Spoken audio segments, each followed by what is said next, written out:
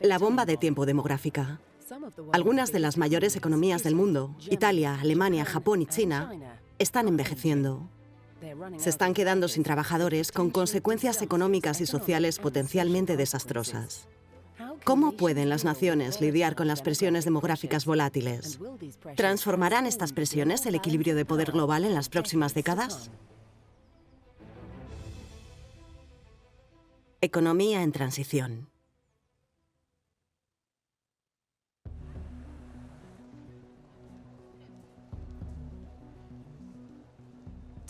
La demografía gobierna el mundo. La combinación exacta de trabajadores jóvenes y viejos y jubilados puede determinar el futuro económico de un país. Cada país tiene un punto justo donde la mayoría de su población está en edad de trabajar, produce y consume a la vez. Es genial para la economía. Cuantas más personas hay, mayor será la economía de un país y más influencia podrá ejercer en el escenario global. Es por eso que Estados Unidos es un líder mundial y Europa se une para influir a la política a nivel personal. En el siglo XX la población mundial se duplicó y así el mundo pudo crear más riqueza. En 1965 había unos 3.300 millones de personas en el mundo. Ahora son casi el doble y solo han pasado 50 años. Es normal que esto afecte a la capacidad productiva de la economía. Pero, además de crecer, la población mundial está envejeciendo. Al comienzo de esta década, la edad media era de 32 años. Para fines de este siglo, será 42. Para 2035, 1.100 millones de personas tendrán más de 65 años. Este envejecimiento del planeta puede tener implicaciones económicas muy graves. A medida que la población envejece, hay más personas que consumen bienes y servicios y menos personas que los producen. Lo que quiere decir que hay menos para repartir entre todos. En general, eso significa que la economía crecerá más lento de lo normal. La gente va a ahorrar menos y gastar más, lo que hará subir las tasas de interés de manera bastante significativa en las próximas décadas. Y si miramos el análisis del ex economista del Banco de Inglaterra, Charlie Beam, según él estamos ahora mismo en el punto de inflexión donde la demografía comienza a aumentar y las tasas de interés bajarán. Muchos de los países con las poblaciones en edad de trabajar de más rápido crecimiento se encuentran en África o el sudeste asiático.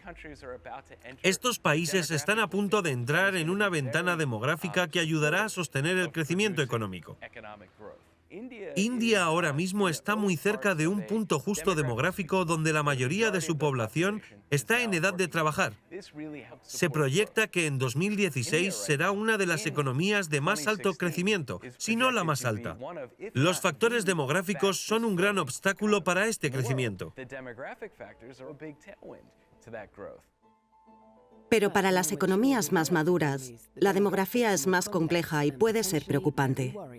Para algunas de ellas, sobre todo las de Europa, que están muy endeudadas, la desaceleración del crecimiento o la reducción de la fuerza laboral significa que esas deudas se vuelven menos sostenibles, sumándose a las presiones que enfrentan esas economías. Lo vemos muy bien en el caso de Italia o Alemania, y aunque eso no se debe a las presiones demográficas que hay en Alemania, sigue siendo bastante significativo. Estas tendencias demográficas pueden parecer lentas e invisibles, pero afectan muchas de las decisiones de nuestros gobiernos. Creo que habrá que tomar decisiones. ¿Aceptamos el hecho de tener una demografía que envejece? ¿Nos hará esto más difícil generar crecimiento? ¿O aceptamos el hecho de que necesitamos inmigrantes para volver a la población más joven?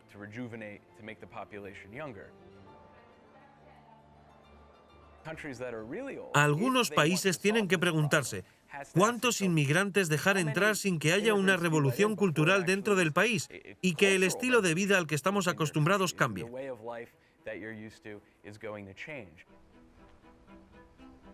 Las tendencias demográficas plantean problemas igualmente dramáticos para los trabajadores.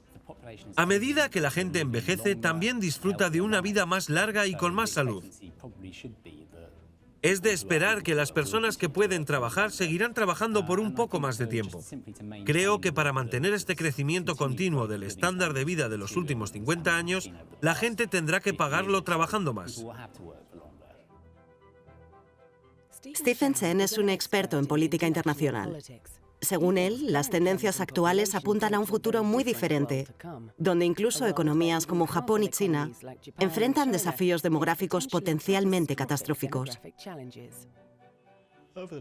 En los próximos 50 años vamos a ver grandes cambios demográficos con grandes expansiones de población.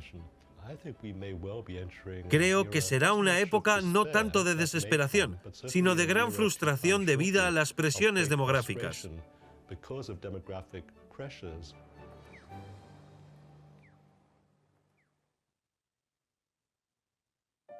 Las tendencias demográficas están cambiando nuestro mundo.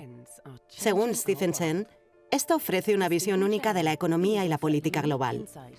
El profesor Chen ha enseñado en América del Norte, Europa, África y Asia, y ha sido diplomático y asesor tanto de Exteriores británico como del Departamento de Estado de los Estados Unidos. Su fascinación por cómo los movimientos de personas pueden provocar cambios en asuntos internacionales proviene de su propia experiencia. Mis padres fueron refugiados durante la Segunda Guerra Mundial. De alguna manera encontraron el camino a Nueva Zelanda y el capitán del barco les dijo: mejor que bajen más abajo, al sur solo hay pingüinos. De ahí mi apreciación por los movimientos de población. Lo que me sorprende es cómo la gente parece pensar que puedes vivir en un mundo sin cambios demográficos.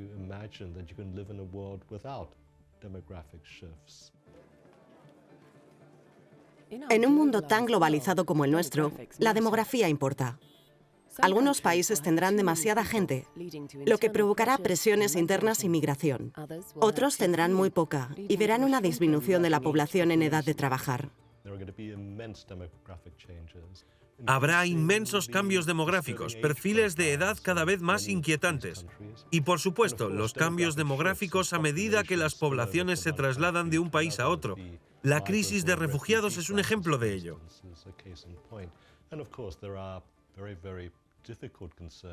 Luego, hay preocupaciones sobre cómo abordar el envejecimiento de la fuerza laboral cuando no hay suficientes jóvenes en el mercado o personas educadas para cumplir con los requisitos tecnocráticos del futuro mundo.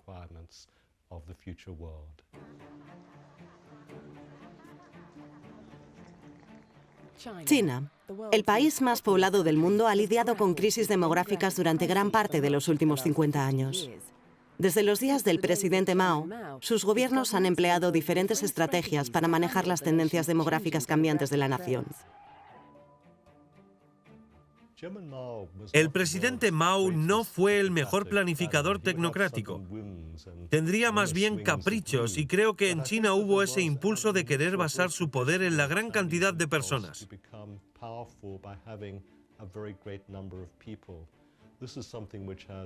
Es algo relacionado con su cultura. De hecho, nunca fue viable crecer más allá de cierto punto.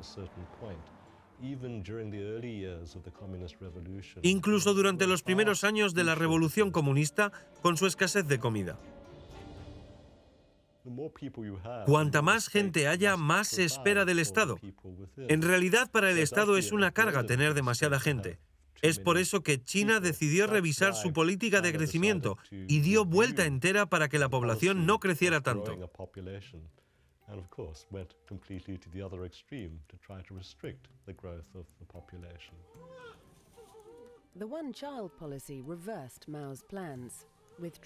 La política de hijo único puso fin a los planes de Mao, reduciendo la tasa de fertilidad de 5,9 a principios de los años 70 a menos de 1,6 hoy. Los demógrafos estiman que China necesita una tasa de fertilidad de 2,1 para mantener su población estable. Por tanto, se encuentra al borde de un precipicio demográfico con consecuencias sociales potencialmente enormes.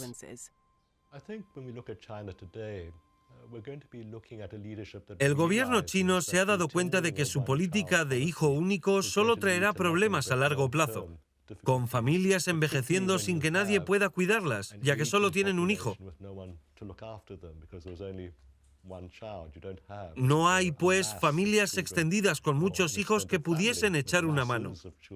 Y esta población que envejece se convierte en una carga para las aspiraciones de los más jóvenes. Pero eso no es todo. La población china en edad laboral comenzó a caer en 2012. La segunda economía más grande del mundo está perdiendo trabajadores.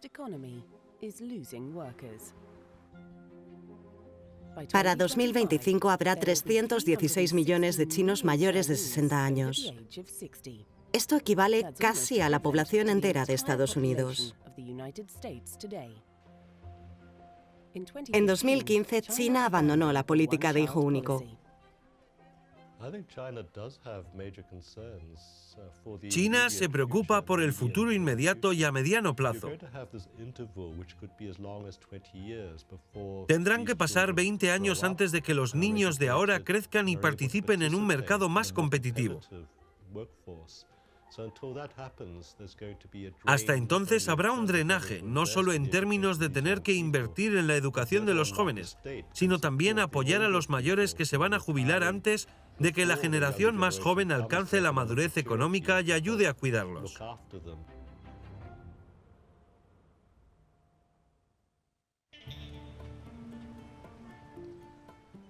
Steven cree que la demografía china no tiene por qué ser fatal.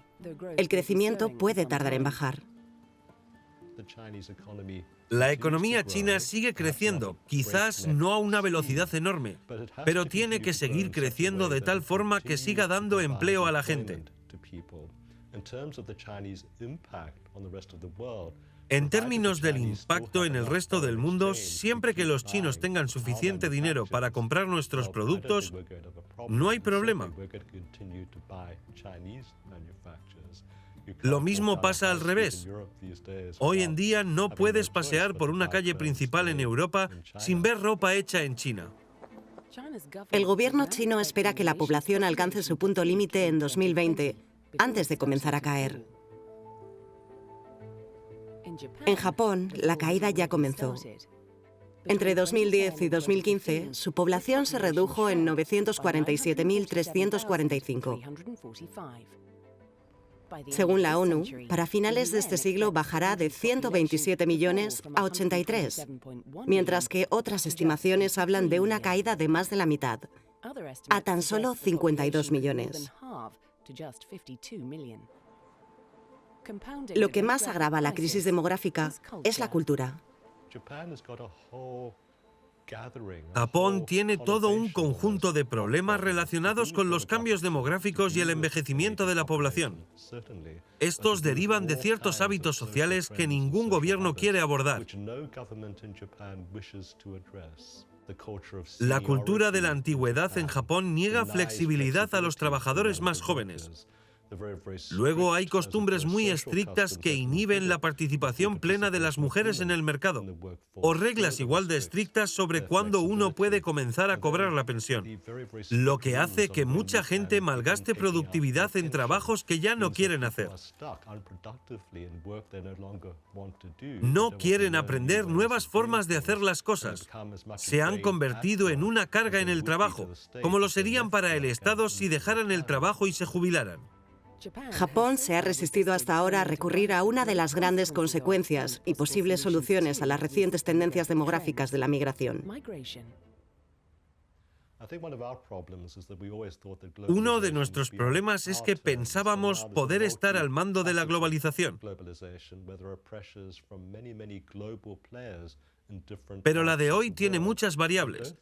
Por tanto, no creo que podamos volver atrás en cuanto a un mayor tránsito desde el Medio Oriente y el norte de África hacia Europa.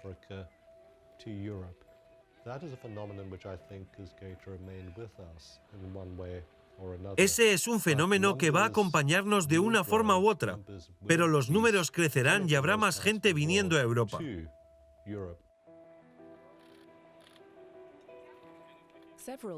Varios países de la Unión Europea tienen sus propios problemas demográficos. El gobierno alemán espera que para 2060 un tercio de la población tenga más de 65 años. La economía más grande de Europa necesita encontrar más trabajadores. Los que ya están trabajando deben estar preparados para trabajar más tiempo y jubilarse más tarde. La extensión de la edad laboral siempre va a ser un tema incómodo para los políticos. Pero no se trata solo de hacer que la gente se quede en el empleo. Tiene que ser un cierto tipo de empleo.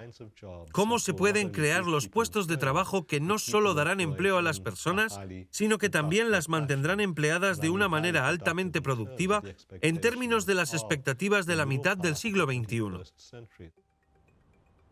3 de las 4 economías más grandes del mundo, China, Japón y Alemania, enfrentan importantes desafíos demográficos. Las decisiones que tomen, aumentar la fertilidad, aceptar la migración a gran escala o retrasar la jubilación de sus trabajadores, determinarán si permanecerán entre las naciones más poderosas del mundo en las próximas décadas.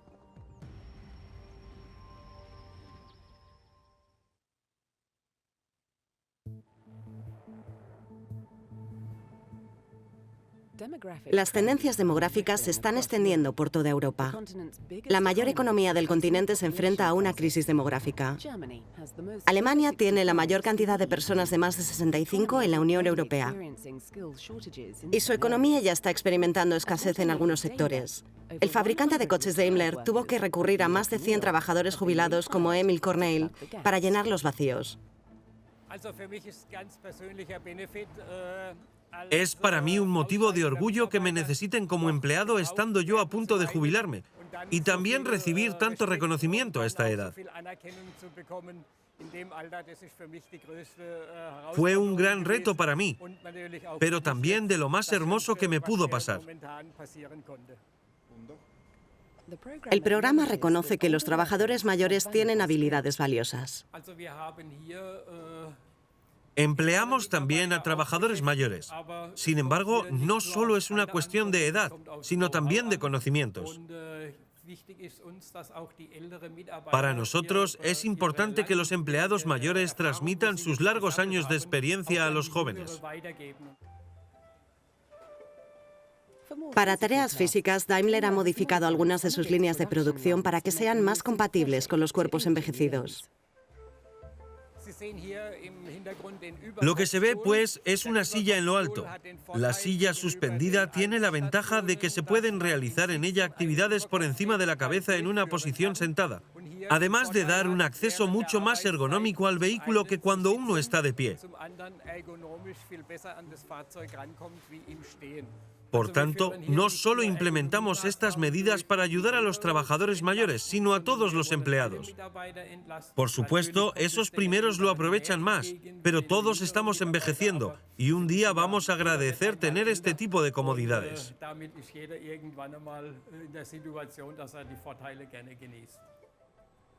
Daimler calcula que para 2024 la mitad de sus trabajadores tengan más de 50 años. Gracias a las pruebas hemos averiguado que es mucho más cómodo trabajar porque el cuerpo va hacia arriba y no hace falta agacharse. El trabajo es mucho más agradable. Estoy muy feliz porque con la edad que tengo no es tan fácil agacharse como cuando eres joven, ¿no crees?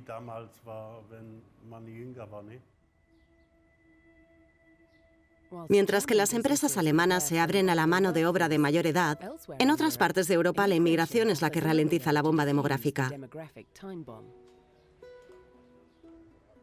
Estamos en Satriani, en Italia, una ciudad en el centro de la crisis demográfica de Europa.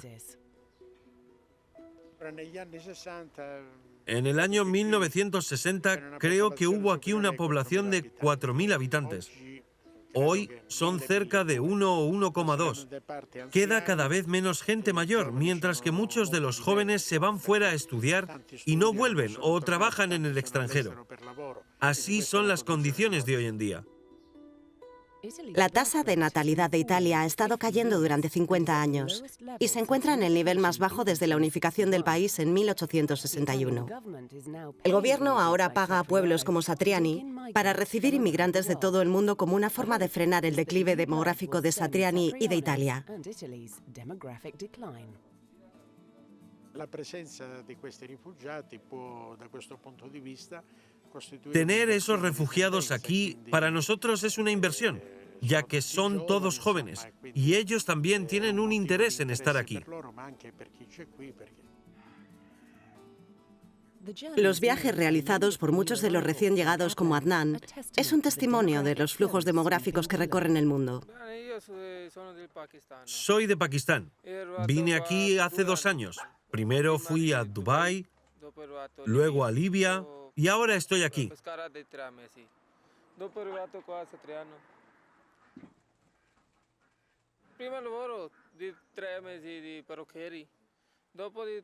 Trabajo 3 meses al año de peluquero y otros 9 en el campo. Hay trabajo aquí y todos son buenos conmigo.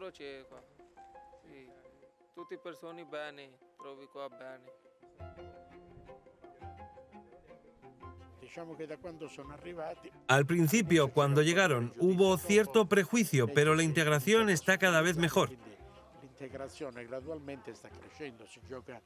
Jugamos juntos al balón, asistimos a fiestas, salimos a la calle.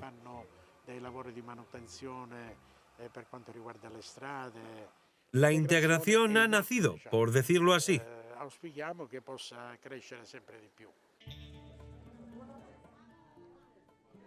Es demasiado temprano para decir si este tipo de migración controlada revertirá la suerte demográfica de Italia, pero ha convertido a Satriani en un lugar lleno de vida y sirve como un recordatorio de que las tendencias demográficas han afectado a todas las comunidades del mundo en algún momento del año pasado. Estoy de acuerdo con lo que están haciendo. Los italianos también emigramos hace tiempo a Argentina, con maletas, con cajas de cartón en las manos, porque nos mandaban allí. No sé por qué Italia es así. Antes nos íbamos nosotros, ahora vienen a nosotros. Pero para mí, son hermanos. Los cambios demográficos ocurren sin cesar en todos los países. Saber anticiparlos con suficiente antelación es la clave para asegurar la prosperidad. Los ciudadanos pueden contribuir a la economía de 2 maneras, produciendo o consumiendo. Cuando tienes demasiadas personas por encima de cierta edad que dejan de trabajar, de pronto tienes gente que todavía consume, pero ya no produce, lo que dificulta el crecimiento.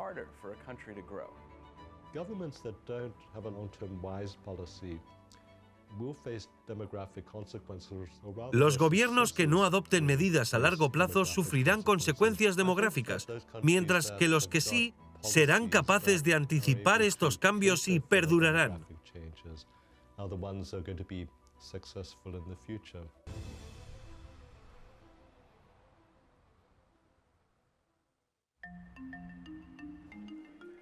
Vivimos en un mundo dividido y desigual. Una economía competitiva siempre tendrá algo de desigualdad. Habrá quienes tengan mucho éxito y otros que lo tengan menos. El problema son los extremos. El 1% de la población más rica posee más de la mitad de la riqueza mundial. 62 de las personas más ricas tienen el mismo nivel de riqueza que el 50% más bajo de la población mundial. Una estadística que habla por sí misma. Si nos fijamos en el salario de los directores ejecutivos, ha pasado de aproximadamente 50 veces el salario promedio de un trabajador de hace 30 años a 300 veces ahora. Eso es malo no solo para los inversionistas, sino también para los trabajadores. La desigualdad se ha convertido en el tema económico número 1 del siglo XXI. Pero preocuparse por la desigualdad no es nuevo. Si miramos la historia de Estados Unidos, veremos una desigualdad enorme de ingresos.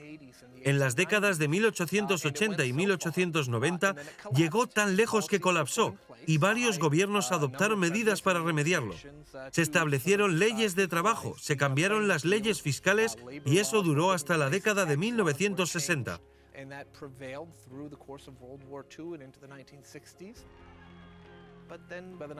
Pero en 1980 se cambiaron las leyes fiscales y con ellos la economía.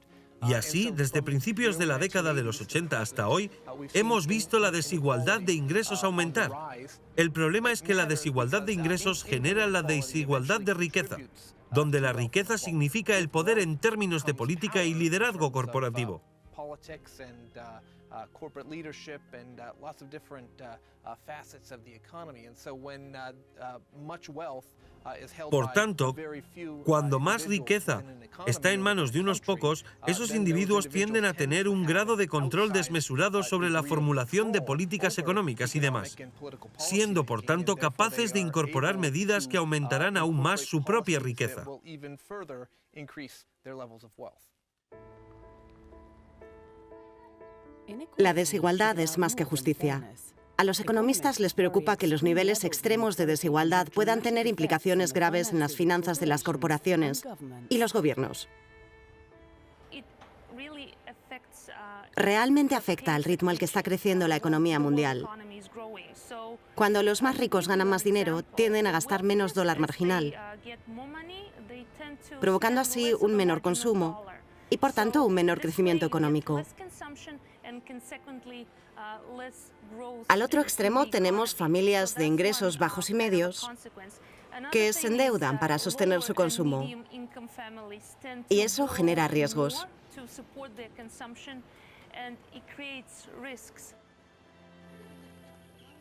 Algunos de los niveles más altos de desigualdad se pueden ver en el mundo en desarrollo. Aquí, la desigualdad parece tener un efecto corrosivo en toda la economía.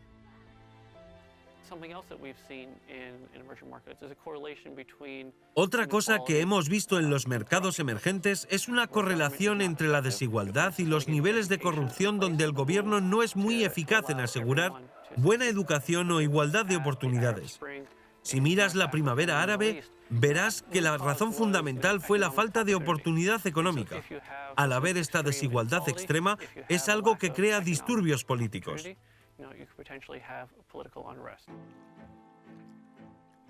Si eres uno de los ricos, puedes pensar que la desigualdad no te afecta, pero no es para nada así.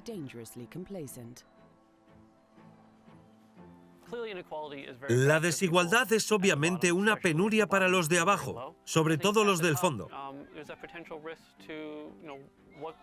Los ricos intuyen que la desigualdad puede llevar a disturbios políticos y, por tanto, nuevas reglas fiscales.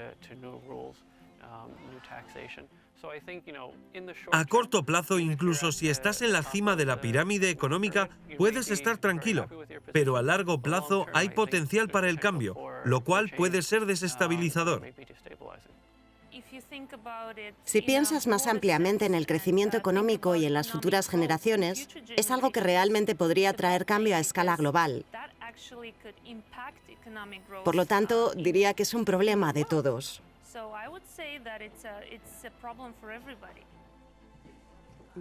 Una economista global está convencida de que la desigualdad está afectando dramáticamente la vida humana, incluso en las partes más ricas del mundo, y que si queremos maximizar el crecimiento y la cohesión social, es un problema que ya no podemos ignorar. Hay que tener un debate de verdad sobre la desigualdad. Hay efectos colaterales evidentes, ya sea en educación o el acceso a la seguridad médica, pero también desafíos políticos y de esperanza de vida. Sin lugar a dudas, la desigualdad de ingresos ahora es un factor determinante en algunos de estos aspectos.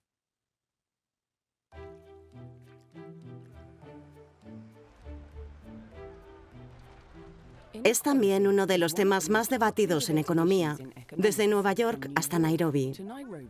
Dambisa Moyo es una economista global. Su trabajo para el Banco Mundial y en Wall Street la ha llevado a ser nombrada una de las personas más influyentes del mundo. Le fascinan las principales tendencias económicas, desde la política de desarrollo en África hasta el precio de las materias primas en China.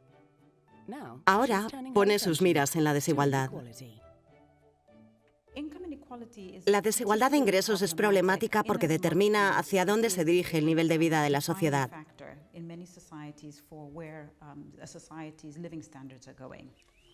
Los datos sobre la desigualdad de ingresos demuestran que ese índice ha empeorado en las últimas décadas.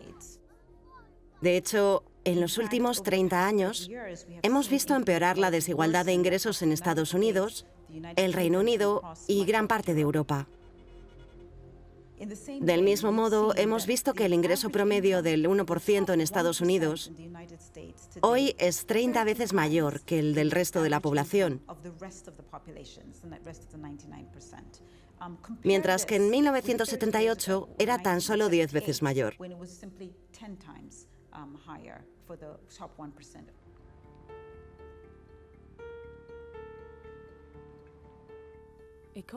A los economistas les preocupa que la desigualdad dé lugar a una serie de problemas sociales.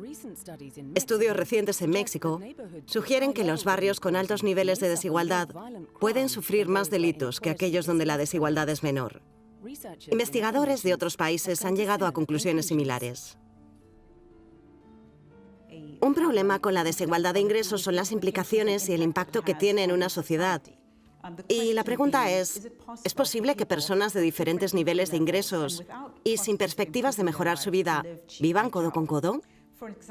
Por ejemplo, en Estados Unidos, el Bronx es el distrito más pobre de Estados Unidos, pero también está a 20 minutos en tren de uno de los enclaves más ricos del mundo, en el Upper East Side de Manhattan. Hay preguntas reales sobre si el vivir codo con codo es realmente sostenible a largo plazo, dados los riesgos de delincuencia y miseria. Hay efectos colaterales para otras formas de desigualdad, como la salud o la educación, y por supuesto la desigualdad política. En Estados Unidos, apenas 158 familias están detrás del 50% de todos los fondos destinados a campañas electorales. Y esto plantea la pregunta sobre dónde se encuentra la democracia y cómo podría esto influir en la representación política del proceso democrático.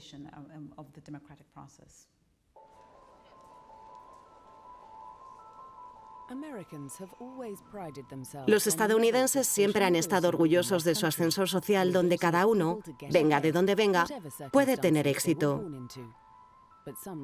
Pero estudios recientes no dicen lo mismo.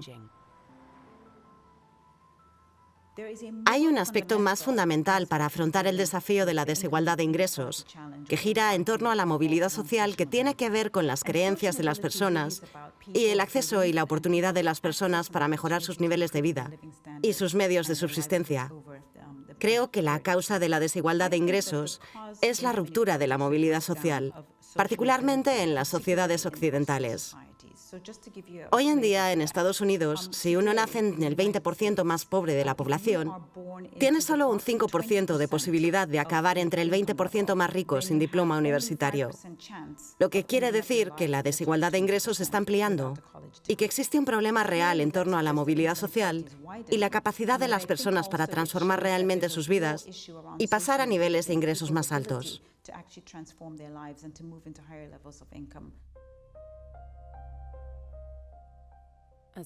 Además de dificultar la movilidad social, los niveles extremos de desigualdad pueden ralentizar el crecimiento económico de todo un país. La OCDE estima que la desigualdad les ha costado a los países desarrollados un 8,5% de su Producto Interior Bruto en los últimos 25 años. Dicho de otra manera, debido a la desigualdad de ingresos y los efectos cada vez más claros de la brecha entre los ricos y los más pobres en Estados Unidos y en Europa, el crecimiento del Producto Interior Bruto se ha reducido en un 8,5% en los últimos 25 años. Hoy en día existen preocupaciones acerca de cómo esto presagia, a largo plazo y para el futuro. Muchas proyecciones ahora muestran que el crecimiento económico se desacelerará y es probable que los efectos colaterales de la desigualdad empeoren.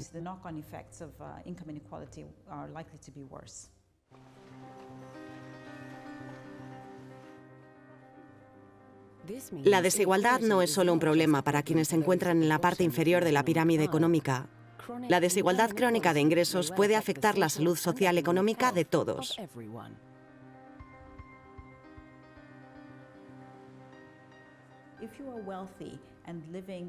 Si yo soy rico y vivo en una urbanización donde trabaja gente con niveles de ingresos más bajos que el mío,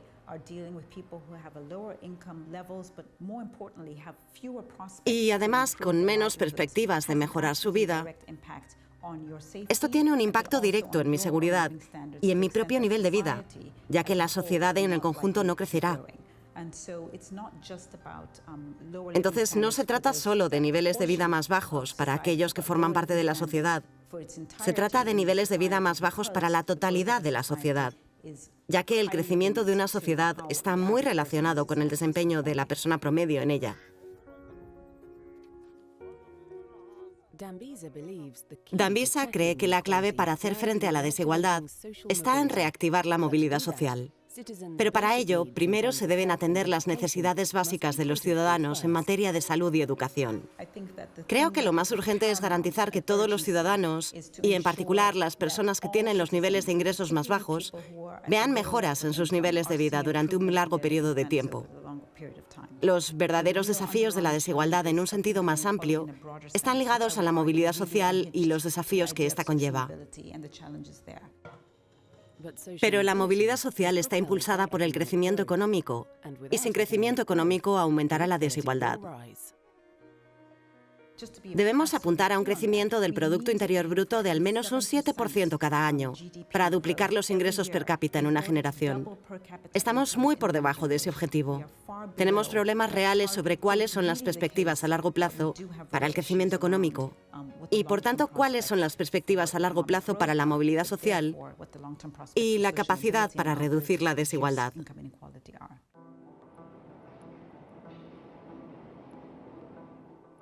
Si el problema de la desigualdad es preocupante para Occidente, es aún peor en países con poblaciones jóvenes en rápido crecimiento. Para que estas economías tengan alguna posibilidad de abordar la desigualdad, deben crear millones de puestos de trabajo. Y hacerlo ya. Más allá de los países desarrollados, existe una preocupación sobre la ampliación de la desigualdad en los mercados emergentes más grandes y de más rápido crecimiento como Brasil, India y Sudáfrica.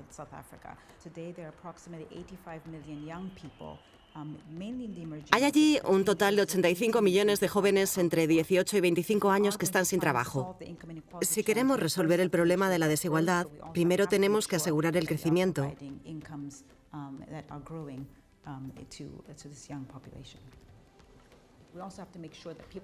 Pero no solo esto, también ingresos que aumenten y un mejor acceso a educación y salud médica, para que haya infraestructura social suficiente para mejorar vidas y sostener la movilidad social.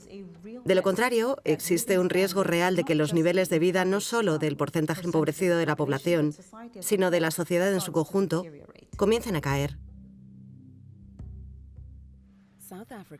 Sudáfrica es uno de los países más desiguales del mundo, y el efecto de la desigualdad en la seguridad de los ciudadanos está muy presente.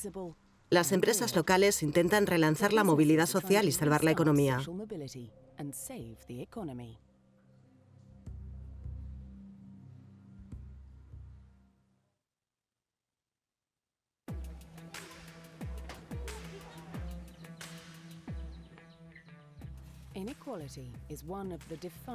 La desigualdad es uno de los desafíos de nuestro país, que es el más desigual del continente.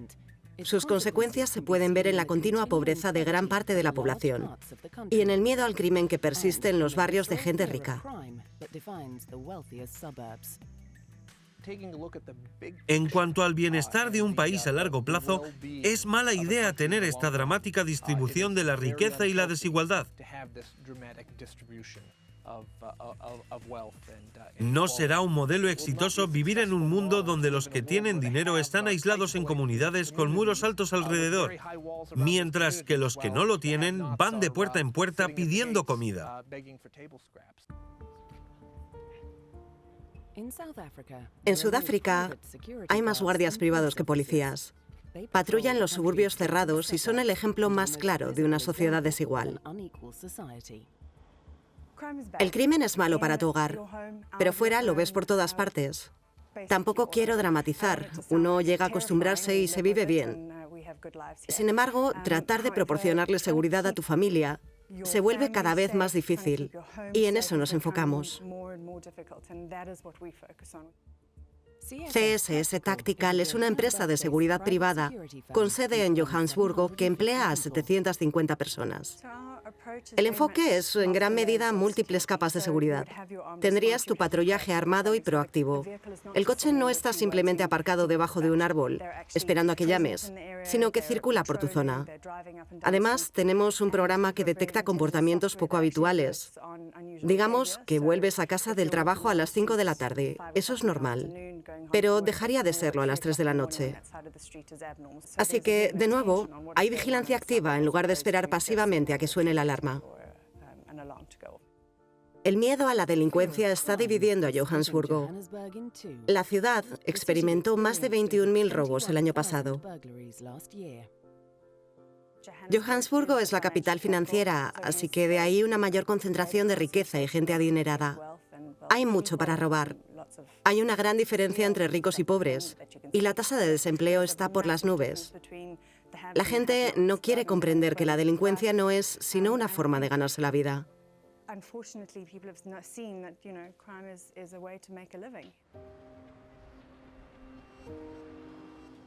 Sudáfrica es ahora más desigual de lo que era bajo el apartheid. Pero algunas empresas intentan hacerle frente a esto y promover la movilidad social. Estaba en casa, embarazada de mi primera hija. Vivíamos en una granja, así que me pasaba los días hablando con las señoras que trabajaban en los campos de al lado. Tenían tanto valor por dentro, pero no tenían oportunidad de ir a ninguna parte. No hubo oportunidad de avanzar ni un centímetro. Y también de lo que me di cuenta, no había lo que llamaban el poder de posibilidades. Erin, junto con su hermana Maeve, decidieron abrir un spa. Su plan era reclutar a su personal de entre las zonas rurales. Hay un par de señoras del campo de al lado. Todas se fueron a casa y encontraron hermanas y tías que estaban sin trabajo. Por supuesto, las formamos. Es cuando me di cuenta de la importancia de tener la oportunidad y de las vidas que se podrían cambiar.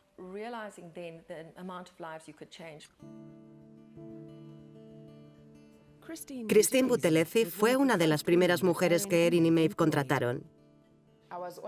Estaba en camino. Recuerdo un fin de semana yendo a la iglesia. Luego conocí a Maeve, que me llevó y comenzó a hablar conmigo. ¿Tienes trabajo? ¿A qué te dedicas? Todavía estaba en la escuela. Le dije que trabajaba en una granja de pollos donde nos pagaban 20 rand al día. Entonces ella dijo, ¿pero por qué no vienes y te unes a nosotros? Una semana después dije, no tengo nada que perder. Así que fui y recibí formación. A partir de ahí comencé a trabajar en el spa como terapeuta. Empecé haciendo masajes de piernas, lo cual disfruté mucho. Después de 3 meses me hicieron una de las administradoras de la organización benéfica.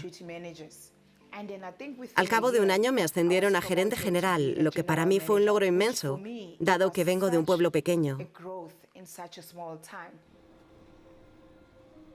Nani se ha convertido en un proyecto de creación de empleo prolífico que se expande por toda Sudáfrica y que impulsa a mujeres como Christine desde la pobreza rural a puestos directivos superiores. Calculamos que hemos formado a unas 20.000 personas. Algunas estuvieron con nosotros durante 8 o 9 años y ahora son gerentes. Me enorgullece decir que cada uno de nuestros proveedores está dirigido por una señora que ascendió en los rangos.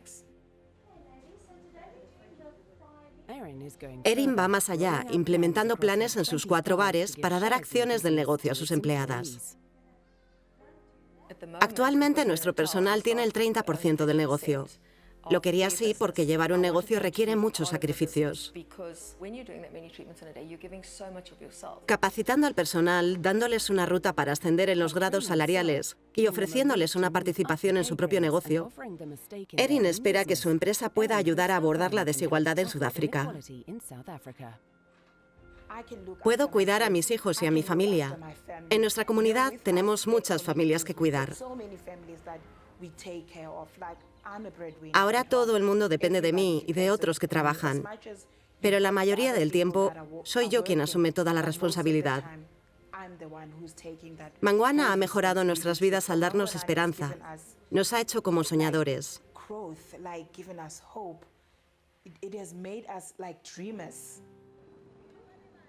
La desigualdad ha llegado a definir la economía de Sudáfrica, pero sí se puede hacer más. Existe la posibilidad de que esto no sea así por mucho tiempo. Cuando los hogares están en un estado de pobreza extrema, no pueden contribuir mucho al bienestar económico. Entonces, a medida que los grupos demográficos de bajos ingresos se elevan a los umbrales de la clase trabajadora o la clase media, tienden a una mejor educación, hay menos delincuencia, hay una estructura familiar más fuerte y más productividad económica.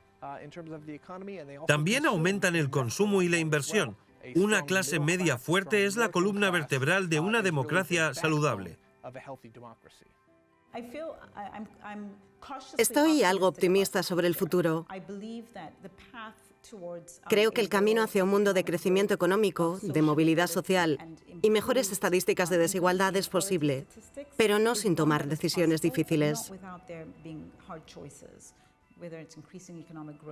Tenemos que asegurarnos de que estamos abordando estos aspectos para no dejar que la sociedad se vuelva descontenta.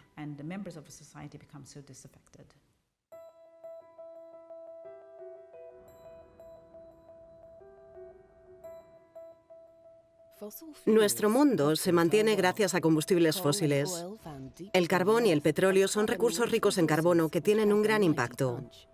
Son abundantes y fáciles de transportar y almacenar. Si tuviéramos que excavar los combustibles fósiles, no tendríamos una revolución industrial. Gran parte de nuestra agricultura sería imposible. Tendríamos grandes dificultades para alimentar a la gente. Aún menos tener móviles, electricidad, todas estas cosas. Seguro que sería difícil. Crear una sociedad sin combustibles fósiles. Cada día, en todo el mundo, se utilizan casi 100 millones de barriles de petróleo. En 2014, los combustibles fósiles representaban el 85% del consumo mundial de energía. Pero los gobiernos están preocupados por el cambio climático y la contaminación.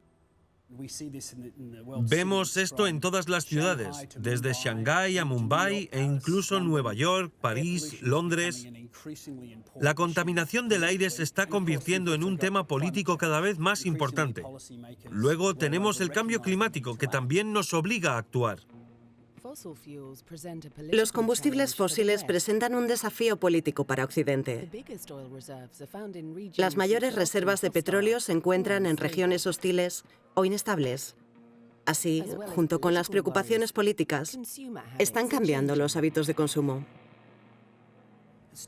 El sistema energético siempre ha sido impulsado por grandes inversiones realizadas por grandes empresas con el apoyo del gobierno. Pero los consumidores tienen cada vez más opciones de tomar sus propias decisiones al respecto. Paneles solares, almacenamiento de energía o coches eléctricos siendo algunos de los ejemplos. Hasta hace poco éramos una especie de consumidores ciegos. No sabíamos lo que comprábamos ni cuánto consumíamos. Pero eso está cambiando rápidamente. Eliminar los combustibles fósiles es, no obstante, una tarea abrumadora, que podría cambiar nuestras economías por completo. Un cambio brusco de combustibles fósiles a energía renovable sería un caos total, porque realmente no sabemos cómo hacerlo bien. El coste de la energía está cambiando y los altibajos de principios del siglo XXI pueden haber perturbado la economía del mercado.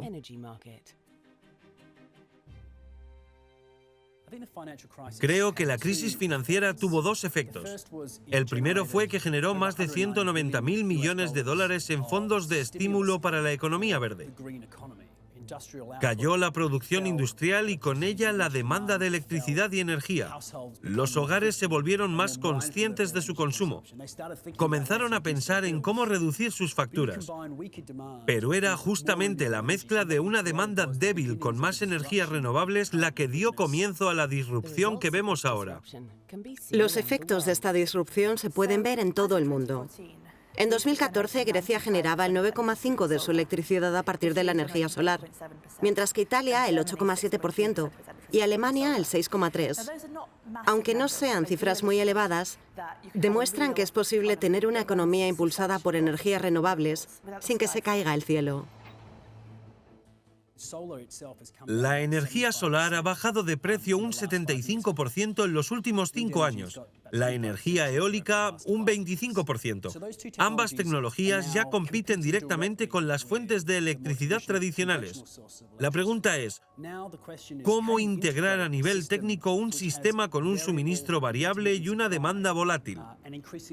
¿Cómo hacer que funcione en un entorno que consume mucho menos carbono? Tony Seba es escritor, académico e inversor en energías renovables. Según él, ya estamos en medio de una disrupción energética que para 2030 marcará el final de los combustibles fósiles. Esta disrupción transformará la vida de cada persona en el planeta. Y lo que la impulsa no es la contaminación ni la política, sino el precio.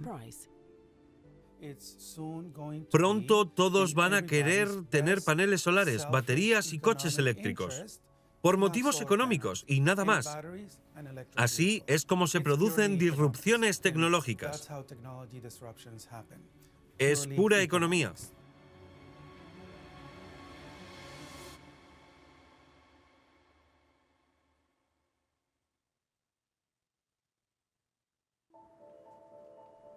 Tony Seba es un académico e inversor en energías renovables de la Universidad de Stanford, que ha dedicado toda su vida a estudiar cómo el auge y la caída de la tecnología pueden cambiar el mundo.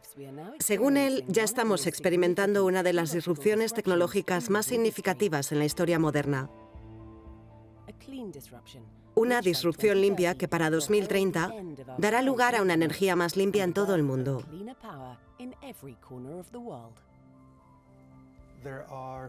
Hay 4 tecnologías esenciales que van a alterar toda la energía y el transporte: baterías, energía solar, coches eléctricos y coches autónomos. Todos ellos son disruptivos a su manera, pero cuando los combinas, son disruptivos exponencialmente. Y eso hará que toda la energía y el transporte queden obsoletos.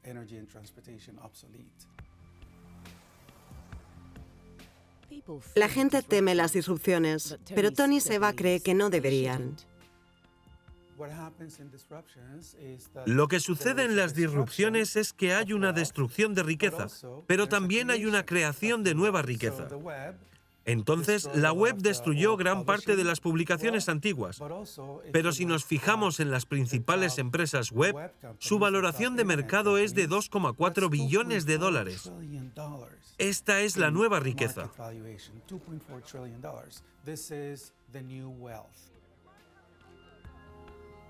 Tony es inversionista a largo plazo en energía solar, la que, según él, está liderando esta disrupción limpia.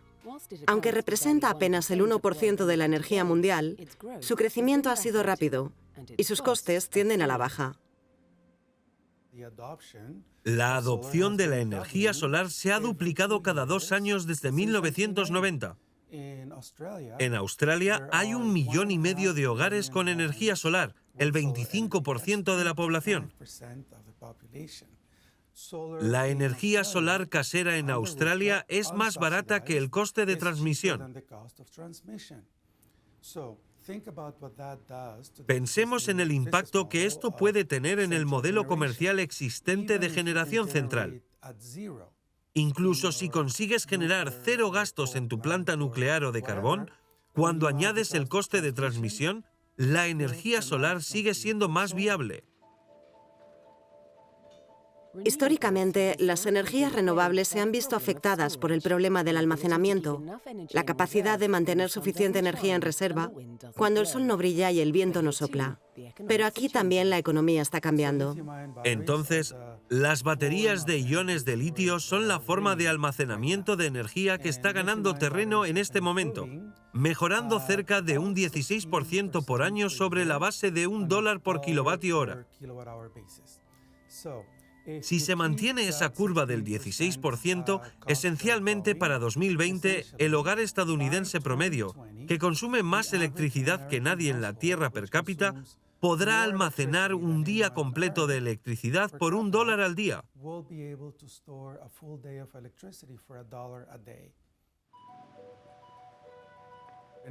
En Australia ya se está volviendo viable almacenar unas pocas horas de electricidad y dentro de 4 o 5 años podrás almacenar varias horas del sol todos los días, básicamente por el precio de un café.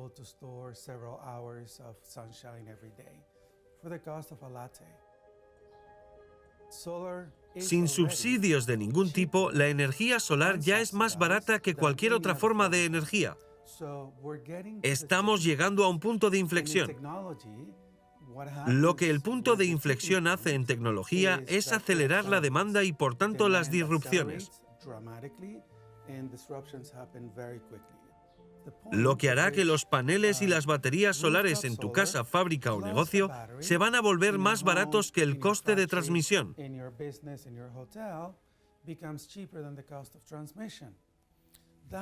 Eso se hará realidad en todo el mundo entre 2019 y 2022. Esta disrupción transformará no solo nuestros hogares, sino también la forma en la que nos desplazamos. El transporte está experimentando la disrupción más masiva en un siglo. La última vez que vivimos algo parecido fue cuando cambiamos caballos por tranvías eléctricos y coches de combustión interna hace poco más de 100 años. Esencialmente van a suceder 3 cosas en el transporte. Todos los coches pasarán de motores de combustión interna alimentados con combustibles fósiles a coches eléctricos. Van a pasar de ser el 100% impulsados por humanos a 100% impulsados por ordenadores. Y por último, van a pasar de ser de tu propiedad a no serla. Las implicaciones para los fabricantes son enormes. Podría significar el fin de la industria tal y como la conocemos. Cuando los vehículos pasen a ser totalmente eléctricos, autónomos y compartidos, obtendremos el mismo nivel de servicio. Es decir, vamos a salir en coche de casa, ir al trabajo, al restaurante, al supermercado y de vuelta a casa gastando un 90% menos.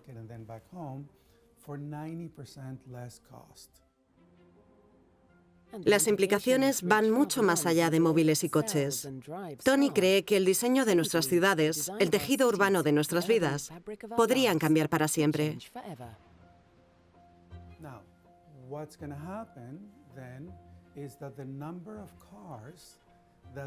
Lo que va a pasar entonces es que la cantidad de coches que necesitamos va a bajar. En ciudades como Los Ángeles, donde el 60% de la masa terrestre son parkings y carreteras, el 80% de todo eso quedará obsoleto. Así que esto nos va a brindar, por primera vez en un siglo, la posibilidad de rediseñar nuestras ciudades y el paisaje.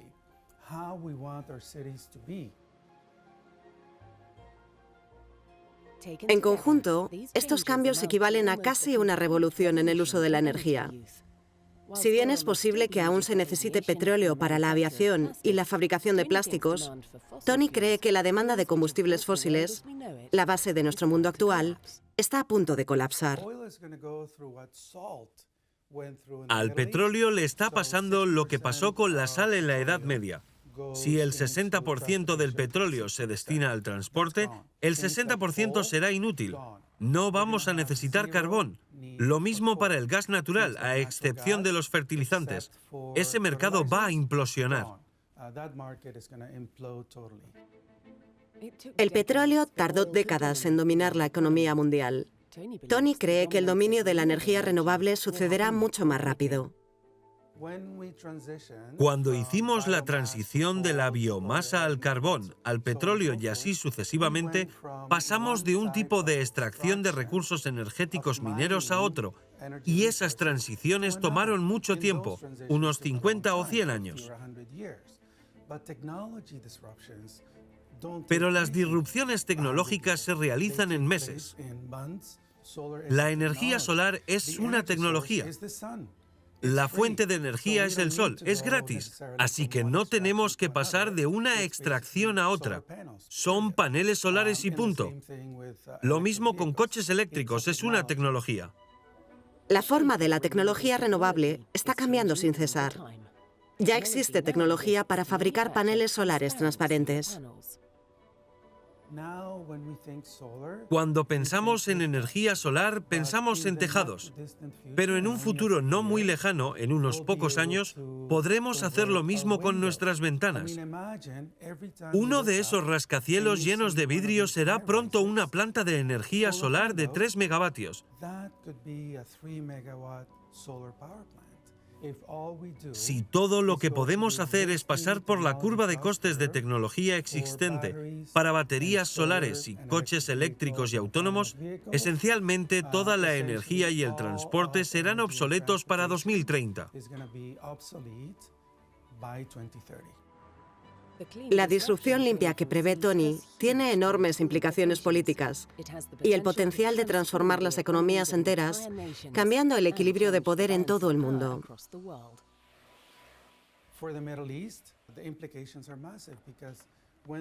Para el Medio Oriente las implicaciones son enormes porque cuando el petróleo no tiene un valor estratégico, Occidente dejará de estar presente en la región de la forma en la que lo está ahora. Basta con mirar qué hacen California, Corea, Alemania o China. Los países que lideren la disrupción limpia van a ser los países que lideren el siglo XXI.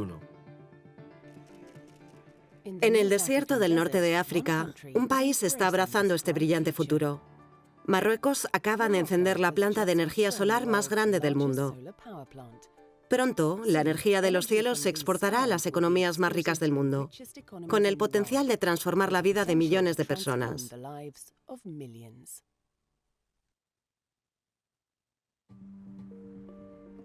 Tony Seba es académico e inversor en energías renovables. Según él, estamos en medio de una transición energética en el centro de la cual está la energía solar. Suficiente sol cae sobre la superficie de la Tierra en una hora para alimentar a todo el planeta durante un año. Pero la tecnología necesaria para capturarlo, almacenarlo y exportarlo ha sido problemática. Aquí a la izquierda pueden ver la planta de energía solar NOR1. Tiene un campo solar muy grande con espejos fotovoltaicos y alrededor de 480 hectáreas de lo que es el área total. Esta es la planta de energía solar número 1 en Ouarzazate, al borde del desierto del Sáhara en Marruecos. La primera de 4 plantas gigantes que, cuando estén terminadas, se combinarán para hacer la planta de energía concentrada más grande del mundo. Tenemos una superficie de unos 4 millones de metros cuadrados de espejos, así que se trata de 500.000 espejos. Están separados en 7 áreas por la altitud y por el sistema de drenaje de agua. Va a ser suficiente para proporcionar energía a 2 millones de personas. El nuevo proyecto utiliza nueva tecnología para superar uno de los mayores inconvenientes de la energía solar: la incapacidad de entregar energía cuando el sol no brilla. El eje focal en el mismo centro. Tienes un líquido que se llama fluido de transferencia de calor. Todos los rayos del sol están convergiendo en ese fluido.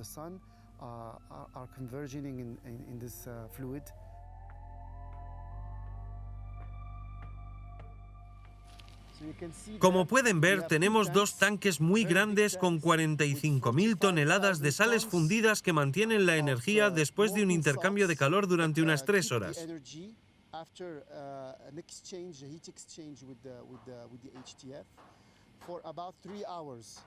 En caso de que necesitásemos producir electricidad después de la puesta del sol, podemos tomar estas sales y hacer un intercambio con el HGF y el agua para producir electricidad. Para las futuras plantas que se están construyendo en este momento, podremos generar entre 7 y 8 horas de producción extra durante la noche.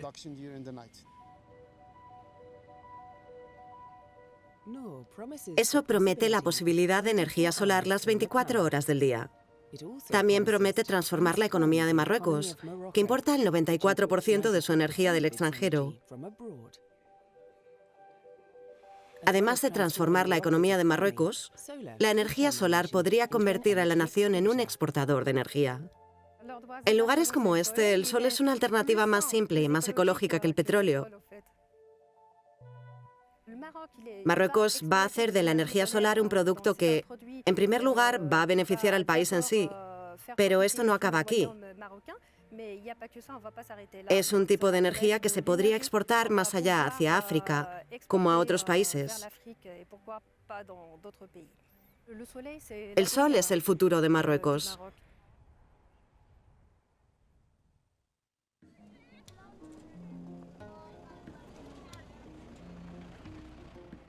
En otras partes de África se está desarrollando una tecnología más modesta, pero no menos significativa. Millones de bolsas de plástico en desuso flotan en el campo sudafricano. Retaka es una startup que ha sido pionera en convertir este plástico sucio en energía limpia. Primero se traen los plásticos del vertedero y luego tenemos este puesto aquí. Lo llamamos el puesto de lavado. En él se lavan los plásticos. De ahí llega a un puesto de cortar donde el producto se corta en piezas. Y finalmente llega a la sala con máquinas de coser.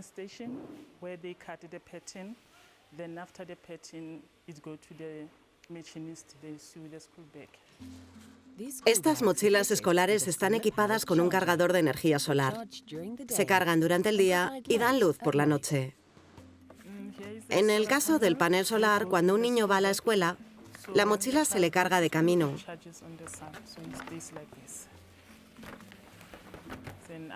Después, por la tarde, lo quita de la mochila, lo pone en la jarra y lo enciende.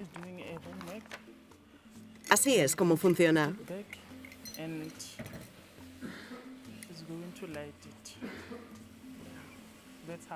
El objetivo es resolver 3 problemas. Eliminar una plaga de basura plástica, proporcionar luz a los estudiantes más pobres y brindar electricidad segura a las familias, que a menudo usan queroseno u otros combustibles peligrosos para iluminar sus hogares. No usan electricidad, tienen que gastar dinero para usarla. Entonces duele mucho. Y como son gente pobre, lo usan mucho. Esta fábrica produce 500 mochilas escolares al mes. Es un ejemplo de cómo la energía se está alejando de los servicios públicos a gran escala para pasar a manos de las pequeñas empresas y los individuos. Y de los combustibles fósiles a la energía renovable. 150 años después del nacimiento de la industria petrolera moderna, ¿estamos a punto de entrar en una nueva era de la energía? Creo que apostar en contra del sector de las energías renovables es apostar en contra de la modernización, contra la tecnología, contra la ciencia. Así acabas haciendo apuestas que no prometen.